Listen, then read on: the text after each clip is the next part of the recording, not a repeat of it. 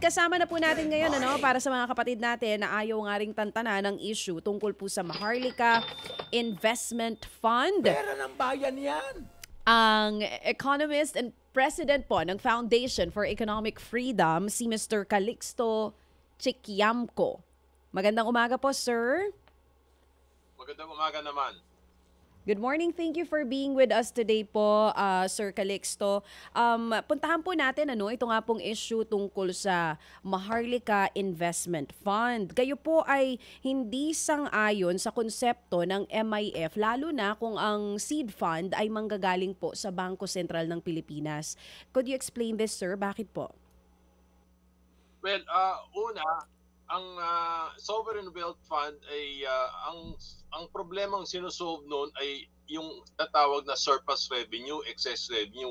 Yung sobra-sobra ang kita ng isang bansa. Kamukha ng sa Saudi Arabia, galing sa langis, o kaya sa mining, yun ang galing sa mining, kamukha ng Chile, o sa trade kamukha ng China at Singapore.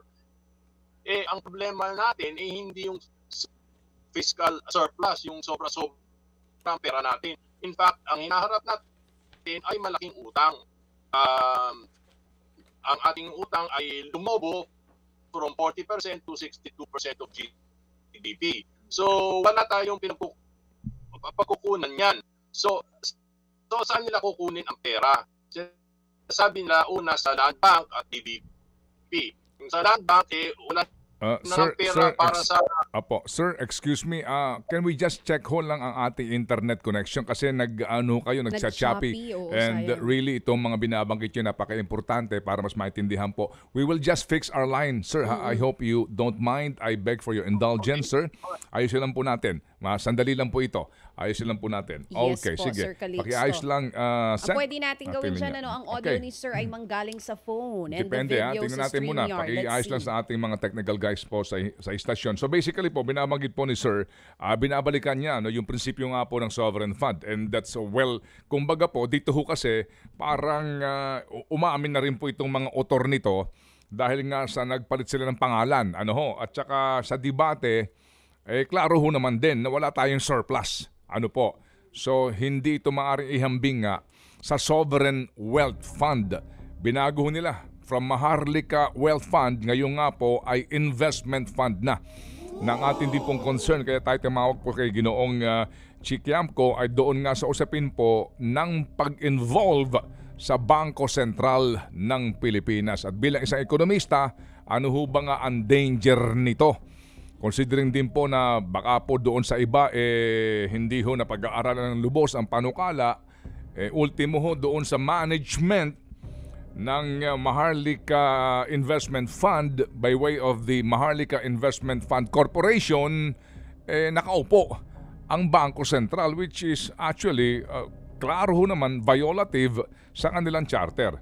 Okay, let's find out kung okay na ho ba ang linya patungo po dito kay Ginoong Chiquiamco. Are we good?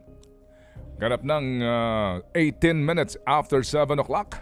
Wala pang ating maayos na linya. Meantime, baby girl, bati ka lang muna sa mga nagpaparamdam. Sa lahat po ng mga nagmamaneho ngayon, nasa traffic, dyan lang po kayo, makinig lang po kayo dahil ating pong pupunuan, Opo, ang inyo pong kaalaman this morning sa napaka-importanteng isyong ito. At syempre, hindi rin po maaalis, mawawala po ang ating public service at amin pong ikinalulugod na ipaalam sa inyo ang patuloy pong pagbabayanihan ng ating pong mga kapatid para po sa mga nakakaugnayan natin na natataong po naman na nagbabahagi po ng kanilang kwentong buhay, especially nga po na ngayon ay malapit na ang Kapaskuhan. Malapit na mismo ang Pasko. Tama. Mag-hello muna tayo kay Flory Acebuche. Araw-araw ako nakikinig sa inyo habang nananahi. Maraming salamat po sa tulong ninyo sa ating mga kababayan.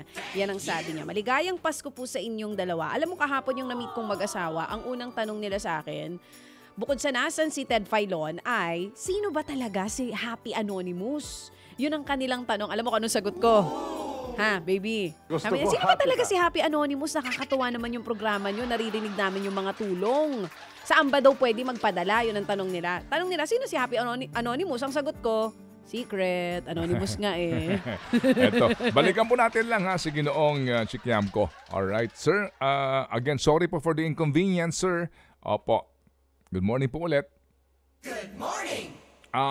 Wait lang po tayo because this is a technical problem and ito nga rin po ang isa sa mga dapat pong unahin din ng ating pong pamahalaan actually.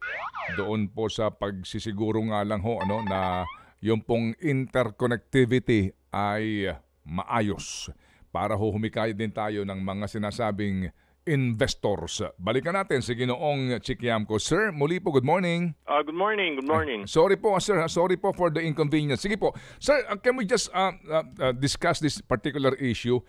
Yung concern po ninyo, kasi nga we're trying to help all of those people na gusto hong mabigyan ng edukasyon ng taong bayan sa kahalagahan po nito hong binabanggit na issue na hindi dapat isinasangkot dito ang Bangko Sentral ng Pilipinas. What's your point, sir? Go ahead. Oo, tama 'yon kasi ang mission ng central bank ay yung stabilize yung fight inflation at stabilize yung peso dollar exchange rate, 'di ba? Yan ang talagang mission niya.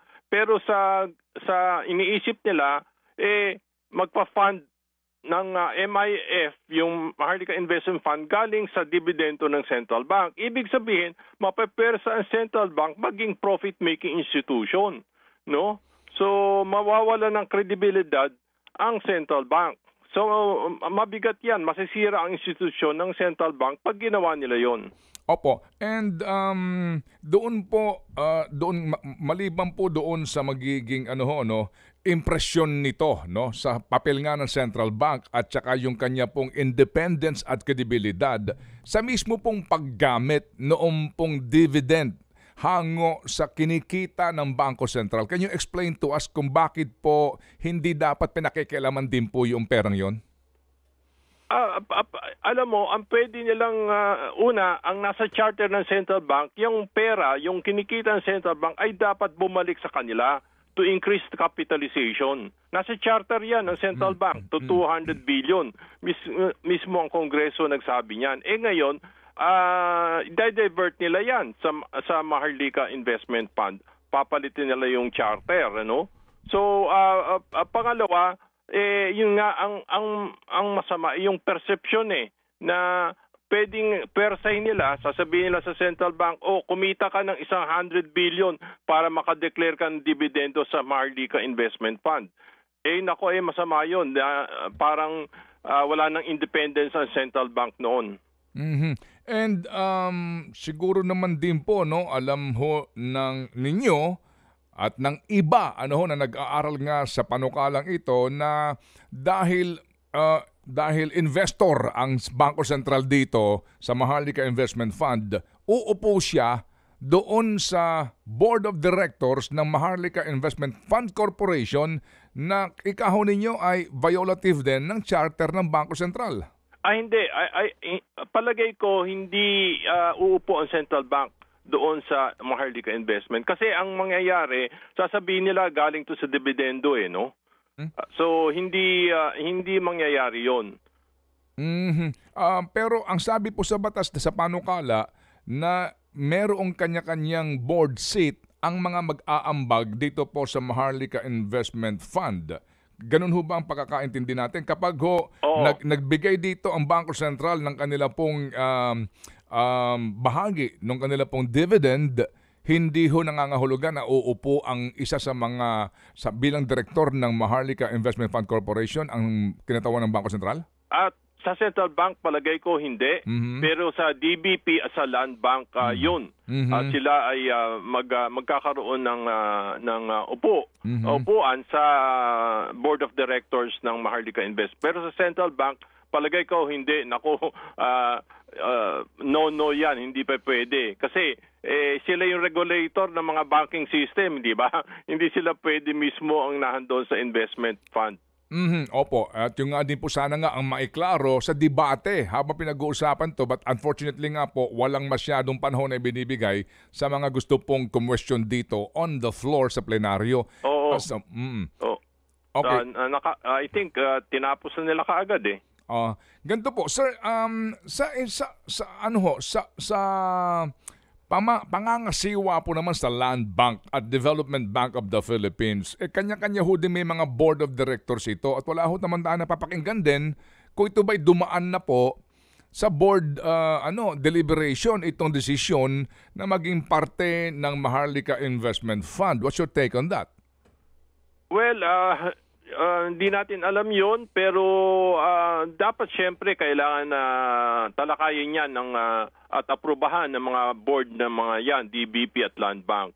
Ang palagay ko, ang mali rito is kulang na nga ang credit sa agriculture, hindi ba? Mhm. Kulang na, uhaw na ang magsaka natin sa credit, sa loans. Yan, i-divert nila sa Maharlika Investment Fund at ilalagay yung 50 billion kung saan-sang investments, kamukha sa foreign stocks o sa anuman iba pang project. So rather than agriculture, yan ang purpose ng Land Bank is to give it to agriculture. Mhm. Opo. So sir, ang implikasyon po sa mga bangkong ito, GFIs na ito, kapag malugi yung investment ng Maharlika Investment Corporation sa kanilang mga gagawin sa pera. Oo. Pag nalugi ang Maharlika Investment Fund, wipe out rin yung capital nila doon. No? Mhm. Ang nakakatakot pa dyan, Maharlika Investment, pwedeng umutang. Ma-ile-leverage nila yung capital na yan para mag-invest. Hindi bale kung sigurado yung investment, paano kung pumalpak? Mas lalong malaki ang risk na yung kapital ng Land Bank at DBP doon sa Maharlika Investment Fund. Okay, sige po. Sir, kung atin po naman pakikinggan, although medyo mga broad ho ang mga statement ng mga nagsusulong nito, pati po si Ginoong sila Ben Jokno, no? Opo, ito lang po, no? Just your reaction please. Sabi ho ni Ben Jokno, no? Opo, ito daw po na pondo ay makakatulong sa pangkalahatan po ng ating ekonomiya dahil nga din po ang binabanggit po dito, no, they will be able to ensure the availability of an alternative high return investment platform, obtain the best absolute return for the funds, find additional sources of liquidity as the need arises, and perform better risk management, etc., etc. So basically po, ang pinipicture nga dito is that napakainam po nito para ho sa ekonomiya ng bansa at sa investment na makukuha ng Pilipinas. Ano po yung take doon? Palagay ko, hindi tama yan. In fact, maaring matakot pa ang ibang investors dahil ang Maharlika Investment Fund baka maging competitor pa nila. Hindi ba? Hindi level playing field. Saka alam mo, sinasabi nila i-invest ito sa infrastructure o kamukha ng toll roads. Paano yun? Magkakaroon ng conflict of interest ang Maharlika Investment Fund sa mission ng gobyerno kasi ang gugustuhin ng Maharlika Investment Fund mas mataas na return, hindi ba? Therefore, gusto nila pinakamataas na toll rate. Kawawa naman yung mga ating consumers yan at yung mga road users, no? So magkakaroon ng conflict of interest yan At magkakaroon ng competition sa ibang investments pa nga, no? So matatakot yung iba, sasabihin hindi level playing field kasi yung Maharlika Investment Fund, merong insider information yan kasi gobyerno yan. So para bagang, sir, kung uunawain natin to vis-a-vis the existing build, operate, and transfer law, ngayon po'y PPP ang tawag. Oo. Ngayon kasi meron na po tayong foreign at saka in partnership with local investors na namumuhunan sa big ticket projects. Ano po? Tama yun. Yes, okay. Kaalas, etc. So, you're saying na kung itong purpose po na itong Maharlika Wealth Fund is to finance itong mga local infrastructure, hindi equal ang playing field kasi iba ang rules ng Maharlika. As you know, may mga exemptions sila kumpara sa PPP project. Ganun pa ba yan? Tama yun. In fact, exempt sila sa mga taxes You know? So, hindi level yung playing field. And including po ba dito yung sinasabing hindi level ang playing field dahil pwede, with all due respect, pwede yung malakas na administrasyon, ito ang makakadeal sa through joint venture or consortium nitong Maharlika Wealth Fund Corporation. Tama yun, Ted, no? Yan ang nakakatakot, but therefore this might even drive away investors. So hindi tama yun that it will even increase investments. Okay. Sige po. Sir, doon sa pahayag po ni Pangulong Marcos na we need investments. Yung ganun pong statement niya na headline nga din po kahapon sa mga pahayagan, para po naman din sa reaksyon po ninyo, how must we take that vis-a-vis yung kanya mismong pag-amin na sa kanya pa rin ang gagaling itong Maharlika Investment Fund na ito? Alam mo, Ted, ang mungkahi ko, rather than a Maharlika Investment Fund, siguro i-recapitalize na lang nila yung National Development Corporation, no? Huwag nilang kunin ang pera sa Bangko Sentral, huwag nilang kunin ang pera sa Land Bank. I-privatize nila yung PAGCOR, mga at least siguro mga ilang bilyon yan, 30 billion, 40 billion. Yung Muntinlupa property ng Bucor, ng Bilibid, mga at least 100 billion yan. Kunin nila dyan at pwede nilang gamitin yung National Development Corporation para sa developmental projects, yung mga dapat talaga ang gobyerno ang pumapasok rather than the private sector. So, sir, sa ngayon po na ito nga po at nailatag na ito at hindi ho naman may tatanggi ang bilis, di ba? Magmula nung inihain, hearing kaagad, etc. Ngayon po baka sarhan yung period of debate and interpellation, magiging third reading na yan. Ano po ang inyong babala dito po sa mga nagmamadali nito ngayon sa lower house? Well, ang babala ko is that magkakaroon na mataas na political cost yan kay Presidente, no? Kasi ang pangunahing problema na hinaharap ng bayan ngayon ay yung inflation. Napakataas ng presyo ng bilihin, lalo na ang pagkain, di ba? Alam natin, yung sibuyas, 400 pesos a kilo na, yan ang gustong tao may aksyon dyan. Ngayon, ang ina-actionan nila yan, no? So, maaari magkaroon ng damage yan sa Presidente. Again, kakaumpisa pa lang niya, it will hamper him. Ang palagay ko, i-revive niya yung idea niyan pagka marami na tayong pera, pag na-increase na yung revenues natin from mining, etc. at na-tackle na yung problema ng inflation. Meron pong karagdagang katanungan po si Chacha, sir, ha? I hope, again, we beg for your indulgence. Go ahead, Cha. Yes, worst case scenario, sir, bukod dun sa mga nabanggit nyo kanina, because ang dami po sa lower house ang nagpupush po talaga na maipasa itong Maharlika Investment Fund. Kung sakali na mag-push through, kahit pa ang dami na pong mga business sectors, mga ekonomista at mga grupo ang tumututol dito, ano po ang posibleng pwedeng mangyari sa bansa natin?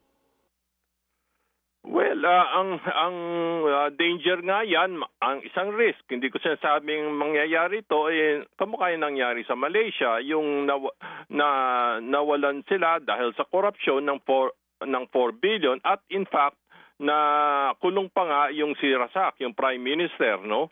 Yan ang maaring risk, yung governance problems yan, no?